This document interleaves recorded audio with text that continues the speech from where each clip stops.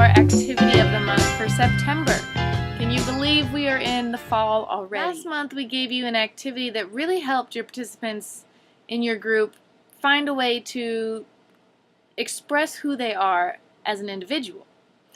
This month you have an opportunity to build off of that and really take that deeper as your group continues to get to know each other. This activity also really works on your active listening skills, and I think we all agree that we could all use a little help on that some days. So, personality trade is the name of the game, and essentially what you are doing is going to be trading personalities. So you can start with a group size of 5 or on up to 50, 100, however many you have. The point of this activity is to trade 3 different things about yourself with another person. You can change these 3 different things and make them whatever you want. The most important one to not lose is the person's name. Here's an example. We say, tell your name, a hobby you have or something you enjoy doing, and what inspires you to be a leader. So then, as participants begin to think about that for themselves and what they want to say, you demonstrate for them how to do this. So you go up to a person and you say, "Hi, I'm Betsy." You shake hands. And an activity that I have is playing with my cat, because any crinkled up ball of paper he loves to chase, and so it's really enjoyable to watch him run around the apartment. And what inspires me to be a leader is when I see a lot of people working together for a common purpose, that's not just based on their personal preferences, but for the better of everybody in the world. So, now because you've met me, you would be me, and you would tell me your identity. So, let's say you're Rich Hostetler. So Rich would say, "Hi, Betsy, I'm Rich. My hobby is kayaking. Even though I'm almost really old and I'm a grandpa, I love kayaking.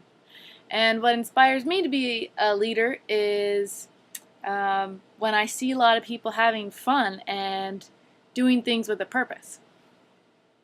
So, Rich and I have introduced ourselves to each other, and we have now traded.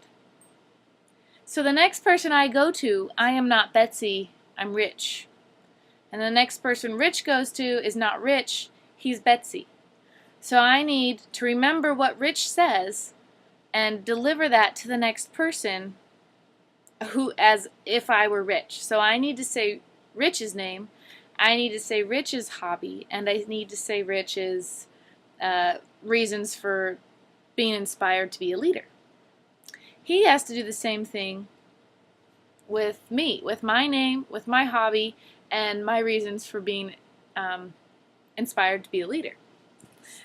Then we continue for about 4 or 5 people or however long you feel like it needs to go. With a group of 50 or even like 15, I probably would not let everybody introduce themselves to everybody else. That would take a long time.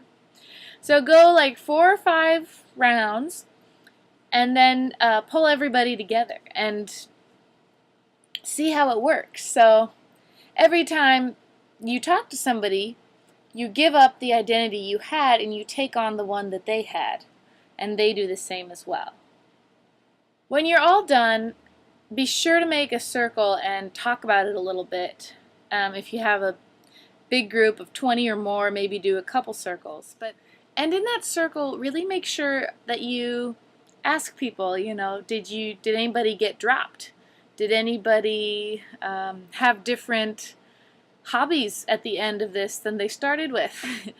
And so we always go around and have participants at the end say who they are and share their name and their hobby and their reason for leadership or whatever the third one is you want to add in.